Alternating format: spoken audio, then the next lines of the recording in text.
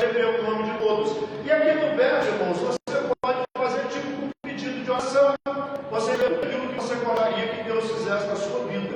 Amém? E esse pergaminho, irmãos, toda semana você vai trazer aqui para a igreja e nós vamos estar orando. E na última sexta-feira desse mês de agosto, eu não sei, esse mês são 4 ou 5 6? Acho que é 4. 4. Na última sexta-feira, irmãos, na última sexta-feira da campanha, nós vamos estar fazendo a reunião e depois eu vou voltar aqui para a igreja meia-noite, tá? Depois eu vou voltar aqui para a igreja meia-noite e vou fazer uma vigília aqui da meia-noite às 6 da manhã, tá? Eu vou fazer uma vigília aqui da meia-noite às 6 da manhã, com todos esses pergaminhos aqui, esse altar aqui, eu vou dobrar 4, 5. Então, irmãos, serão 5 sextas-feiras. Eu vou passar meia-noite às 6 da manhã, eu vou estar aqui nesse altar, aqui orando, irmãos, para que Deus ele possa realmente honrar a sua fé e que a sua família, irmãos, ela possa se estudar. Amém? Eu sempre falo, irmãos, que existem muitas famílias reunidas. Famílias reunidas são aquelas que se reúnem em alguma data, é o aniversário do Natal, é o Ano Novo, enfim, elas se reúnem. Famílias unidas são poucas. Vai ver, pastor, família reunida, como eu disse, tem algumas datas. Família reunida é assim, a família unida é aquela que está junto para tudo. Aquela que está junto ali, que sofre junto, que batalha junto, que quando precisa de ajudar, ajuda, que quando precisa de estender as mãos, estende. Então, essa família é uma família unida. E, infelizmente, essas famílias estão desaparecendo aos poucos. Amém? E nós precisamos orar para que essas famílias possam ser reunidas. Amém?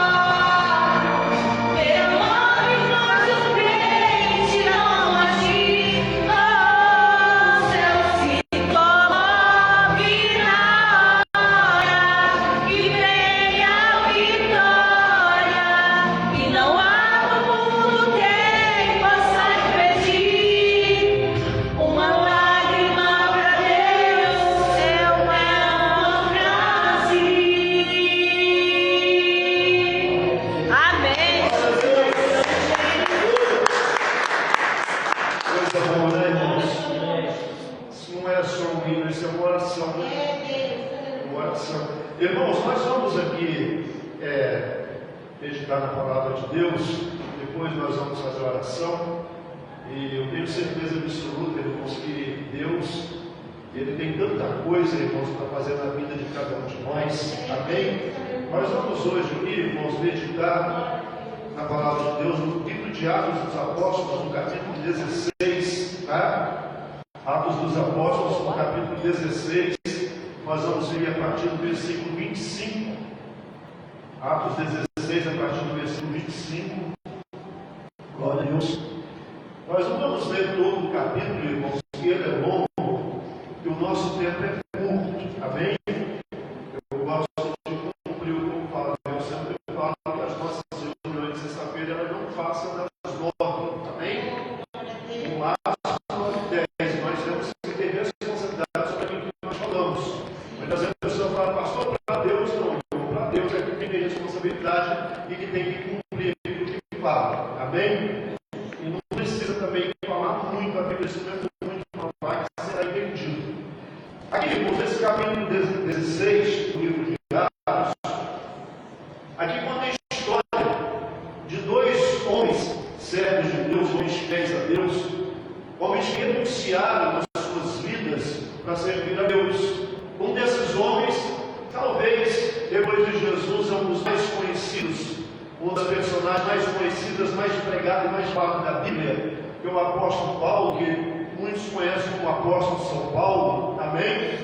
Então ele, um homem muito conhecido na Bíblia, um homem que teve a sua história dada. Eu sempre falo que toda vez que nós temos um encontro com Deus, irmãos, de verdade, que nós nos colocamos diante de Deus, de toda a alma, de todo o nosso coração, a nossa vida, a nossa história muda. Porque todos os homens do passado, irmãos, que tiveram a oportunidade e aproveitaram a oportunidade de estar na presença de Deus, a vida deles mudaram. O Paulo é uma dessas pessoas, amém? Que todos sabem da história.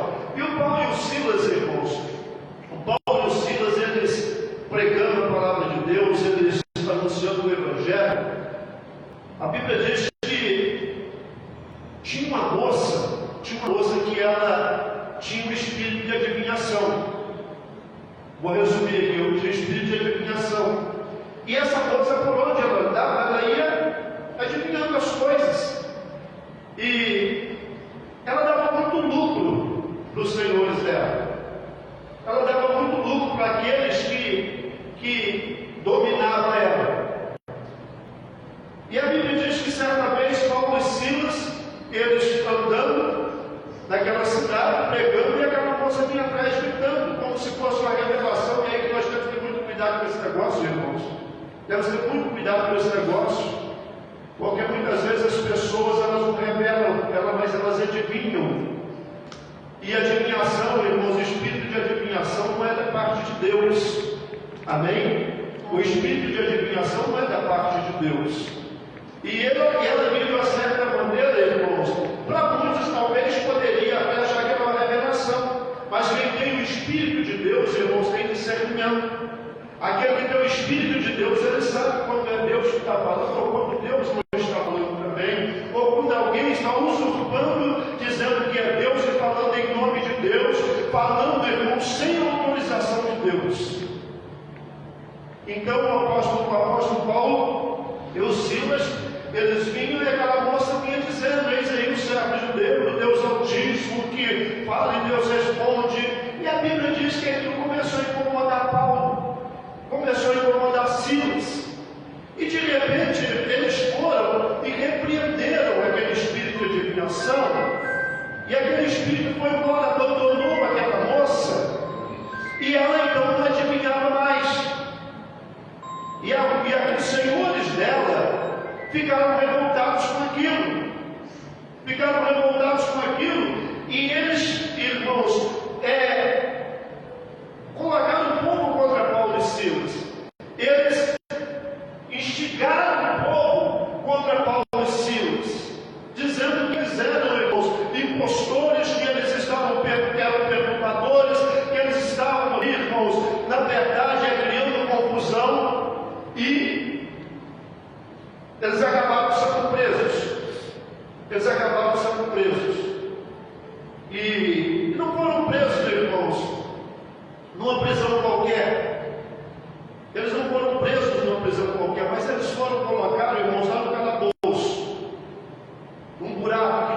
prisão. E aí eles foram, irmãos, presos de pés e braços, no pescoço, acorrentados de todas as formas. Acorrentados de todas as formas. E eles, humanamente falando, eles não tinham nenhuma oportunidade, nenhuma chance. Nenhuma chance. Eles estavam, humanamente falando, irmãos, perdidos. Só que quando a pessoa, irmãos, ela se entrega a Deus, ela se coloca na presença de Deus, ela entrega os seus caminhos ao Senhor, e ela tem convicção disso, ela tem convicção de que aquilo que ela faz para agradar a Deus, ela faz para obedecer a Deus, ela faz, irmãos, para contribuir com o Evangelho, para contribuir com o reino de Deus na face da terra. E ela sabe, irmãos, que independentemente de qualquer coisa, Deus está com ela. Pode acontecer o que for, ela não se apavora, ela não se desespera, ela não maldiz, ela não reclama. E o Paulo Silas, humanamente falando, eles estavam numa situação difícil, estavam numa situação difícil, mas a Bíblia diz que, ao invés de eles chorarem, ao invés de eles reclamarem, eles cantaram a noite toda, eles oraram a noite toda, a madrugada toda.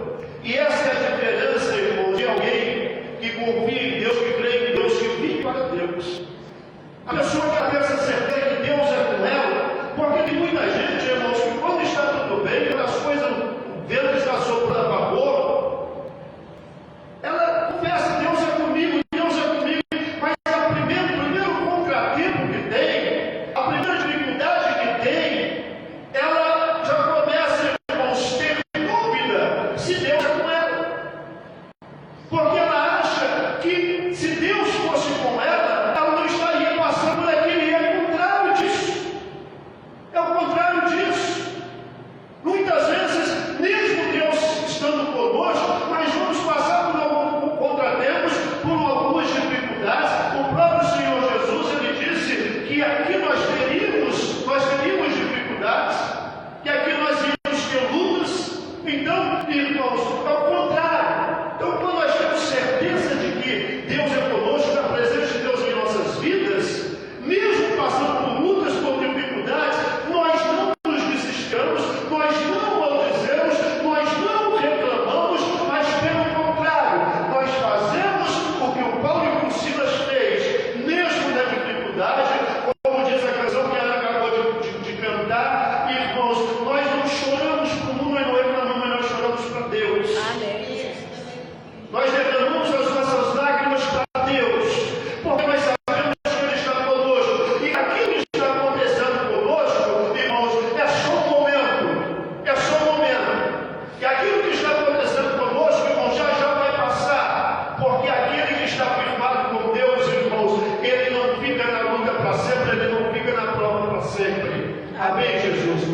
Amém. Então, eles cantavam, eles oravam a Deus, e aí no versículo 25 deste capítulo 16 diz que perto da meia-noite Paulo e Silas oravam e cantavam hinos a Deus, e os outros presos os escutavam. Isso aqui é uma coisa importante, irmãos. Eu fico pensando assim, daqueles presos que estiveram ali, quantos que certamente, irmãos, por conta daquele testemunho ali, se converteram?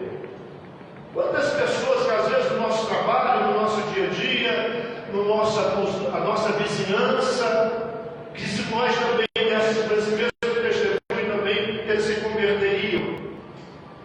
Mas muitas vezes é o contrário. A pessoa ela diz Deus é comigo, a primeira prova, ao invés dela cantar, ela é glorificada, ela é exaltada, ela reclama, ela grita, ela blasfema, e muitas vezes ao invés dela chorar para Deus, ela vai chorar para alguém que não pode fazer nada por ela. Ela vai reclamar para alguém que não pode fazer nada por ela. Então aqui, ao invés deles desesperarem, eles cantavam, eles oravam, os outros presos escutavam. E de repente sobreveio um grande terremoto, que os alicerces do cárcere se moveram, e logo se abriram todas as portas e foram soltas as prisões de todos. quando nós confiamos em Deus e nós mesmo diante das dificuldades, das adversidades, quantas vezes, irmãos, nós passamos por momentos que parece que não vai ter fim? Quantas vezes nós encaramos dificuldades que parece que nós não vamos sair delas? Aí nós olhamos para a direita, olhamos para a esquerda, olhamos para as nossas forças, e neste momento acontece uma coisa que nós precisamos aprender que vai acontecer sempre. Quando você tiver dificuldade, não vai ter ninguém do teu lado. Não vai ter ninguém do teu lado, irmãos. Não se engane com isso, não. No pior momento da tua vida, talvez poucas pessoas, ou talvez uma pessoa só vai estar do teu lado, mas a maioria não vai estar com você. A maioria não vai estar com você. Então não se engane com isso, não, achando, irmãos, que, poxa, mas não, irmãos, é só Deus, é só Jesus. Amém.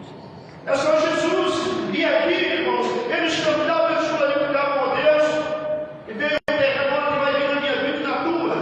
Se nós continuarmos firmes, mesmo no momento difícil, irmãos, o mover do Espírito Santo vai remover da tua vida as cadeias, as prisões, irmãos, e tudo aquilo que talvez está te prendendo, tudo aquilo que colocaram sobre você vai cair por terra quando o mover do Espírito, irmãos, estiver sobre você. Amém, Jesus. Estiver sobre você.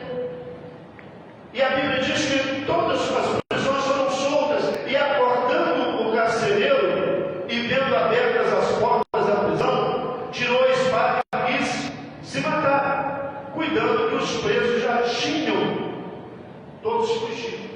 O carcereiro, quando viu aquilo, irmãos, ele ficou atônito.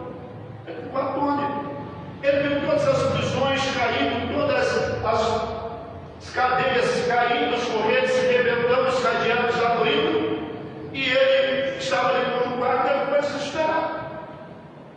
Poxa, todos vão embora agora, todos, e a minha vida está arruinada. Eu estou arruinado. Mas a Bíblia diz que, no versículo 28 diz: mas Paulo clamou com grande voz, dizendo: não te faças nenhum mal, que todos aqui estamos. Todos aqui estamos. Aprenda uma coisa importante, irmãos.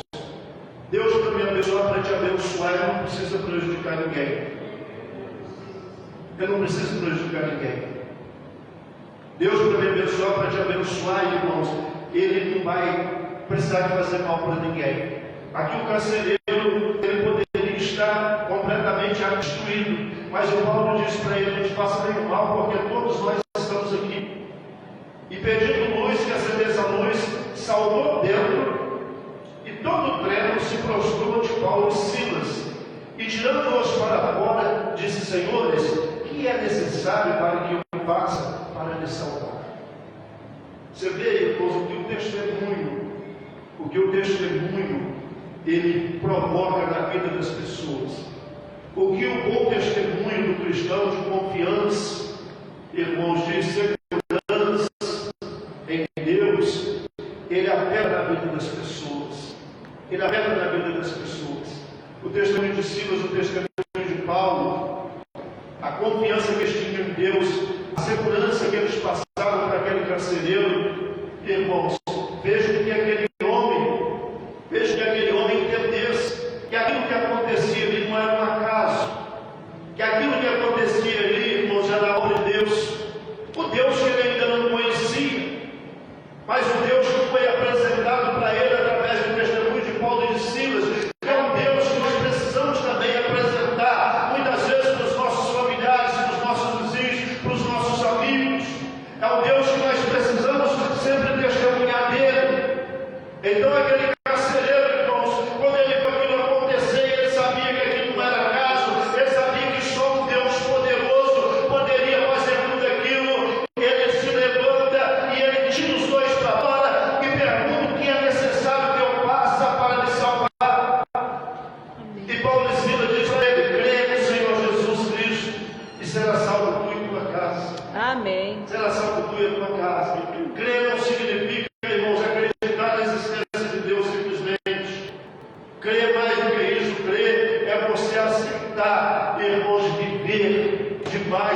palavra de Deus, é você aceitar o Evangelho como ele é você aceitar todas as ordenanças de Deus. Crer em Deus é viver em obediência a Ele. Então Paulo diz para ele: crê no Senhor Jesus de todo o seu coração e será salvo em toda a sua casa. E a Bíblia diz que eles continuaram pregando a palavra do Senhor e a todos os que estavam em sua casa. E todos que estavam ali ouviram a palavra de Deus. Todos eles, irmãos, foram atingidos, foram afetados com aquela manifestação gloriosa de Deus naquele lugar. Então todos, e eles rogavam, e lhe pregavam a palavra do Senhor e todos que estavam em sua casa. E tomando ele consigo, naquela mesma hora da noite, lavou-lhes os vergões e logo foi batizado ele com todos os seus. Amém, Jesus. Coisa linda, né, irmãos? Coisa linda. Aquele homem ele entendeu. É o que nós precisamos entender, irmãos. Nós precisamos entender que só existe um Deus. Só existe um Deus que faz mudar o mundo. Só existe um Deus que faz aquilo que não existe existir. Só existe um Deus que dá vida àquilo que está morto. Esse Deus que foi apresentado ao carcereiro, que foi apresentado àqueles presidiários e que foi apresentado também para a família do carcereiro, que é o Deus que nós precisamos, irmãos, conhecer, e é o Deus que nós precisamos também apresentar para aqueles que não conhecem, que é o Deus que muda a minha vida e que muda a sua vida também. É o Deus que muda a nossa história, é o Deus que nos garante a vitória. Se nós crermos nesse Deus, as nossas famílias, elas serão salvas. Crê no Senhor Jesus de todo o seu coração e será salvo tu em toda a sua casa. Nós precisamos pensar nisso.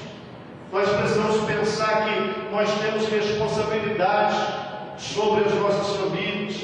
Nós temos responsabilidade sobre a nossa casa. Nós temos responsabilidade sobre aqueles que nós colocamos neste mundo. Nós temos responsabilidade sobre aquilo que nós estabelecemos. E para isso dar certo, para isso ter firmamento, para isso ter fundamento, nós precisamos de fazer exatamente o que esse carcereiro fez, de crer, de acreditar, de entender que ali era mais do que dois homens religiosos, que ali era mais que uma religião, mais que uma filosofia, que aquilo era só Deus que podia fazer aquilo, irmãos. Nós precisamos entender que é só Deus que vai nos garantir a vitória, é só Deus que vai mudar a nossa história, é só Deus que vai mudar os nossos caminhos. Amém. Nós precisamos entender isso. Esta campanha da família que nós estamos fazendo, resgatando a minha família para Deus, irmãos. Essa campanha é exatamente para isso. Amém. Essa campanha é para despertar as pessoas que essas famílias, elas precisam, como a família do carcereiro, ela precisa ser salva. Ela precisa ser salva, irmãos. Nós vemos nas ruas hoje quantos fragmentos de família. Cada pessoa que você vê hoje morando na rua, cada pessoa que você vê hoje entregue aos vícios, irmãos, tem tanta gente boa, tem tanta gente, irmãos, maravilhosa, tem tanta gente que um dia foi um exemplo, tem tantos pais de famílias que um dia foram honrados, mães, quantos filhos que um dia foram queridos e que hoje estão jogados morando na rua. Quantos pais, quantas mães estão chorando, derramando as suas lágrimas, e muitos nem lágrimas mais têm, ao ver aqueles que foram gerados por ele, que foram criados, morrendo aos poucos, irmãos, morrendo aos poucos. Sábado passado nós estávamos fazendo evangelismo aqui no Parque Industrial, aqui na nossa cidade, em frente ao supermercado, e ali tinha um rapaz de 20 e poucos anos, irmãos, todo sujo, mal cheiroso, bêbado, abraçado com aqueles garrafãozinhos que chamam de corote, né? De cachaça, abraçado com aquilo. E quando nós chegamos ali, começamos a evangelizar, começamos a tocar um hino, ele veio e me abraçou e começou a chorar e disse assim: eu já fui crente.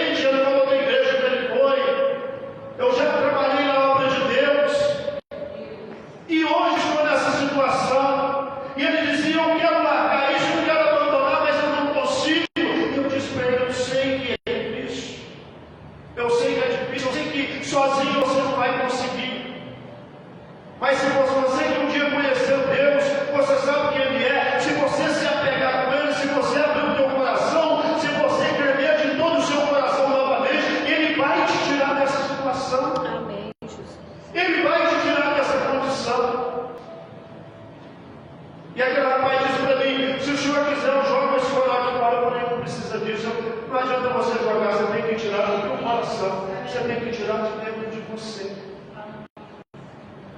Então, irmãos, nós precisamos, como Paulo e Silas, nós precisamos, como Paulo e Silas, testemunhar desse Deus poderoso.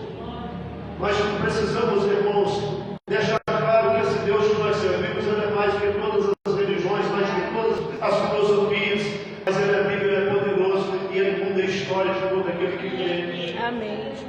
Ele muda a história, como mudou a história desse carcereiro, e certamente mudou a história de muitos presos. Precisamos entender tudo isso, irmãos. Aquele homem, ele teve a casa dele salva, eles foram batizados. Vamos pensar nisso, vamos trabalhar nisso. Eu quero até, nós, a lei da igreja, nós temos nas redes sociais que nós gravamos as mensagens de sexta-feira, domingo, 8 horas da manhã. Domingo, 8 horas da manhã, nós temos a consagração a Deus. Nós temos a consagração. O salmista diz em Salmo 91, aquele que habita no esconderijo do Altíssimo, a sombra do Onipotente, descansará. Eu sempre falo, irmãos, que não tem lugar melhor para esconder que eu falo não é covardia, não é esconder do mundo, nos guardar do mundo dos perigos que tem, dos perigos que existem, é debaixo da proteção de Deus. E todos os domingos, 8 da manhã, nós estamos aqui na igreja, clamando a Deus, orando a Deus, nos consagrando a Deus, para que possa acontecer conosco aquilo que diz o salmista: 1000 poderão cair do teu lado, 10.000 à tua direita, mas tu não serás atingido, nem o mal te sucederá e praga alguma chegará na sua casa. Então, irmãos, nós precisamos, esse mês de agosto, nós estaremos aqui na igreja, orando pela família, amém? Orando pelas famílias, resgatando a minha família para Deus, amém, Jesus? Quem compreendeu, diga graças a Deus. Graças a Deus. Louvado seja Deus. Então, nós vamos encerrando aqui pelas nossas, eu vou encerrando aqui nessa rede social, que Deus abençoe a todos. Nós estamos aqui em São José do Rio Preto, Parque Industrial, na Campos 1447. Temos como ponto de referência Santa Casa de Misericórdia de São José do Rio Preto, estamos atrás.